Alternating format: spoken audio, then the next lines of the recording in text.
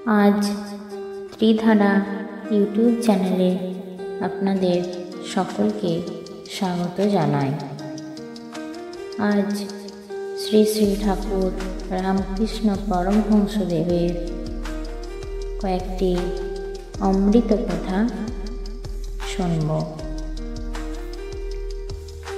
যুগাবতার শ্রী রামকৃষ্ণ পরমহংসদেব বলেছেন, একমাত্র ভক্তির দ্বারা জাতিভেদ উঠে যেতে পারে। ভক্তের জাতি নাই, ভক্তের থাক আলাদা। তাদের মধ্যে জাতি বিচারের কোনো দরকার নেই। ভক্তি হলেই দেহ, মন, আত্মা সব শুদ্ধ হয়। ঈশ্বরের নামে মানুষ পবিত্র হয়। অস্পৃশ্য জাতি ভক্তি থাকলে শুদ্ধ পবিত্র হয়। ভক্তি থাকলে চণ্ডাল চণ্ডাল নয়। ভক্তি হলে চণ্ডালেরও অন্ন খাওয়া যায়।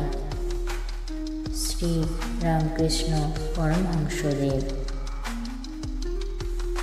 ঠাকুর বলেছেন, সাহস হারিয়ে ফেলো না, কারণ পাহাড় থেকে বেরিয়ে আসা নদী রাস্তায় আজও পর্যন্ত কাউকে জিজ্ঞাসা করেনি সমুদ্র আর কত দূরে। শ্রী শ্রী ঠাকুর বলেছেন,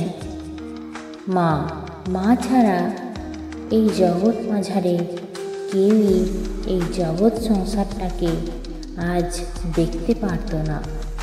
মা হচ্ছেন জগৎ জননী। তিনি বলেছেন, ভগবানের অনেক নাম আছে এবং তাকে বিভিন্ন মাধ্যমে প্রাপ্ত করা যেতে পারে।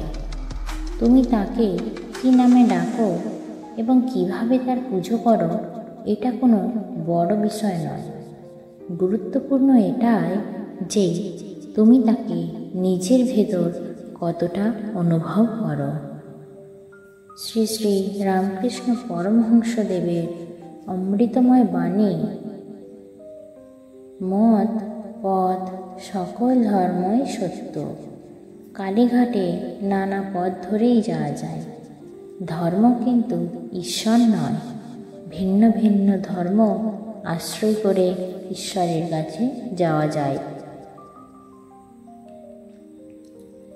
শ্রী শ্রী ঠাকুর বলেছেন, 1000 বছরের অন্ধকার ঘর যেমন একবার একটা দেশলাইয়ের কাঠি জ্বাললে তখনই আলো হয়, তেমনি জীবের জন্ম জন্মান্তরেও পাপও তার একবার কৃপা দৃষ্টিতে দূর হয়। ঠাকুর রামকৃষ্ণদেব বলেছেন, এক হাতে কর্ম করো আর এক হাতে ঈশ্বরকে ধরে থাকো। কর্ম শেষ হলে তখন 2 হাতে ঈশ্বরকে ধরবে। শ্রী শ্রী ঠাকুর রামকৃষ্ণ পরমহংসদেব।